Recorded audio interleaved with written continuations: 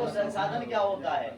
मानव की आवश्यकता मंद जिन वस्तुओं से मानव की आवश्यकता क्या होती है, और मानव के उपयोग में आने वाली जितनी वस्तुएं हैं वे सब क्या है?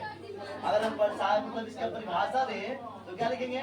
मानव के उपयोग में आने वाली सारी वस्तुएं संसाधन कहलाती है। संसाधन कहलाती है। जैसे हम देखो, जैसे हम बात करें, जैसे पानी, बिजली, घर, ठीक है, घर, तमाम जो चीजें हैं मानव जिसका उपयोग करता है वो सब क्या कहलाता है? संसाधन कहलाता है। क्या कहलाता है? मानव जो उपयोग करता है उसे हम लोग क्या कहते हैं? तो मानव के उपयोग में आने वाली जितनी वस्तुएं हैं वो सब क्या है? संसाधन है। जैसे आप साइकिल चला रहे हो, आपके उपयोग में है कि नहीं? संसाधन है। तो संसाधन के जो तरीके हैं दो तरह से हो सकते हैं, एक प्राकृतिक संसाधन और एक क्या हो सकते हैं? मानव निर्मित संसाधन। ठीक है। हालांकि संसाधनों को जो भाग है अलग अलग आधारों पर अलग अलग तरह से क्या बांटा गया है। ठीक है। तो संसाधन के जो भाग है वो अलग अलग तरह से अलग अलग तरीकों से क्या गया है, बांटा गया है। अभी आप संसाधन को परिभाषित किया है, संसाधन को क्या किया है? परिभाषित किया है। अलग अलग भूगोलविद ने अलग अलग तरीकों से शुरू करते इसको। ठीक है। अलग अलग भूगोलविद ने अलग अलग तरीकों से संसाधन को क्या किया है? परिभाषित किया है।